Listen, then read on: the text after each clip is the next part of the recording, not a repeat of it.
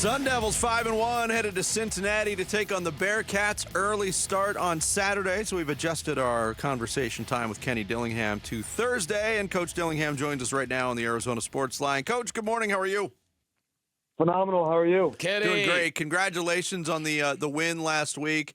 It was a really cool night for Sun Devils everywhere. But I got to ask you, the on-field interview, you went viral, Kenny.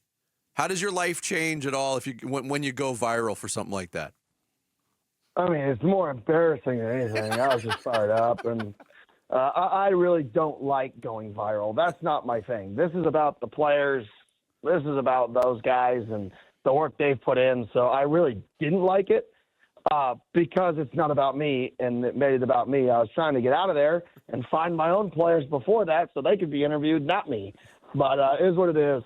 The fact that you just bounced back into the crowd out of the shot was one of the coolest things I think I've ever seen. How did the fan base treat you at that moment, Kenny? I mean, I don't even think they knew who I was. I mean, I looked 12, so I was Yes, one you of the do. guys in there. You do. All right, let's get to the big issue. You're going to be without Sam Leavitt. It seems like a blow because you're coming off such an emotional high with the program. Tell us about Jeff Sims. Tell us about how you get over this obstacle in front of you. Yeah, I mean, Jeff's a guy who's started 4 seasons as the starter of college football, right? So it's not like you're getting a guy who's not experienced. You're getting a guy with a wealth of experience. And, you know, he's got an unbelievably strong arm. He can make all the throws. 16 months ago, he was one of the highest sought-after quarterbacks in the portal, one of the top 10 guys in the portal. And sometimes, you know, things happen, and you maybe not perform as good or for a variety of reasons. And it's the nature of sport, and you go from hero to zero quick. And everything he's done here has been unbelievable. He's been a great teammate, and I'm fired up to watch him play. Like I told him on the phone last night, I said, I haven't seen you play live football till you beat me my first game at Florida State in your opening debut at Georgia Tech. Wow. I haven't seen you play live football, so I'm excited. With Jeff Sims in there, and I know you're not going to give too much away, but does that change anything schematically, offensively? Does he add any new wrinkles that maybe you could install for this week? Yeah, I definitely don't think it takes anything away by any means. Like the plan of how we're going to attack is the plan of how we're going to attack. Now, with that plan, I mean, you may add a few things. I mean, he is a 6'4", 235-pound dude who runs 21 miles per hour. So there's not many of those guys, you know, on planet Earth. Uh-huh. So, yes, we are definitely going to, you know, add some things. But is it going to look drastically different? No. We believe in what we do. We believe Jeff can do what we do, and that's why we brought him in here. And I'm excited to, like I said, I'm excited to see him play real football, not tag. Kenny Dillingham, the head coach of the Arizona State Sun Devils, our guest here on Bickley and Marotta Mornings. On Sam Leavitt, for him to, you've talked about it with us every week and really made it a point to talk about the toughness of Sam Leavitt. For him to come back into that game after he was writhing on pain, now looking back at the severity of that injury to keep him out at least a game, how much do you marvel now at the toughness of Sam Leavitt to come back in and finish that game off? Yeah, I mean, that's just Sam. I mean, Sam's just, you got to say, like, whoa, bud, like he wanted to go back in immediately. I'm like, you need to go with the doctors. Like, you're not going back on the field, bud. Like, get out of here. And that's Sam. Like, he ran back in the huddle after he popped up and was fired up. I'm finishing the drive. I'm like, no, you're not. Like, you got to go get checked out. And for him to then come back after a meeting with the medical team and fighting through whatever it is, it's just, you know, it's testament just to how much the kid cares and how tough he is. And, like, I'm talking to him, and he's, you know, lying in the bed the other day on, like, Sunday, you know, at the doctor, and I'm in there talking to him, and he's like, I love that crap. I'm like, you are crazy, You're man. nuts. You are crazy. But I love the fact you love it. All right, so I ask you this every week. Let's do it again. What do you want to see from your team again? I'm guessing it probably has to do with something with closing the book on a great win last week and acting like you've been there before and taking the fight to them. What do you want to see from the Sun Devils on Saturday? Yeah, well, last week we talked about running the ball and being close to time of possession and turnovers, and we accomplished that other than time of possession, which was close. This week, I want to see us start fast. I think we need to start fast. The last two road games, we've been down 14 points early. We recovered in one, and we were close to recovering in another. But I want to see us start fast.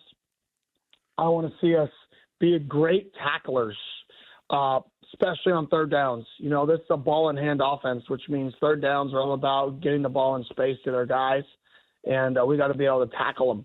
So I want to see the first down, the first drive of the game on both teams. I want to see our success, start fast, great tacklers, third down efficiency. I think if we look at those stats of us starting fast and us being great on third down on both sides of the ball, then as always establishing the physicality, the toughness, and like I tell guys, that's just who we are. Like, that shouldn't be a goal every week. Should not be how physical and tough we should be. That should be our identity of our football team. So those are the three things I want to see. We got to start fast. We got to tackle well, break tackles on the flip side, and we got to be really, really good on third downs. Kenny Dillingham, the head coach of the ASU Sun Devils, our guest here on Arizona Sports.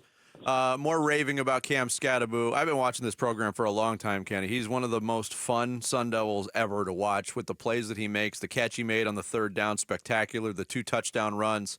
However, his numbers, he's almost matched his numbers from a great year all year last year through 6 games. And I know there's been injuries at the running back core. Has Cam Scattaboo's workload been determined largely by the injuries behind him? And if that's going to continue, how sustainable is his workload in your mind? Well, I definitely think his workload is sustainable. He's always been, the horse back there. I mean, that's just always how he's been. He's actually getting less touches now than he did the majority of his career. And I think that's why he's good in the fourth quarter right now is he's putting the work to be in the best shape of his life, and it's not even close. And then I think Coach Guano is doing a good job rotating him early in games. That way, when the fourth quarter hits, we can give him the ball and say, go do what you do. So it's just really a testament to Scat and the work he's put in to get himself in the best shape he's ever been in. And then, let that dog mentality come out. Not only is it going to be fun to watch Jeff Sims play, this game's going to feature 2 very large college quarterbacks. How do you deal with Brendan Sorsby from Cincinnati? Yeah, he's one of the top quarterbacks in this league, and I don't even think it's close. I think he's a Sunday player. He's the best quarterback.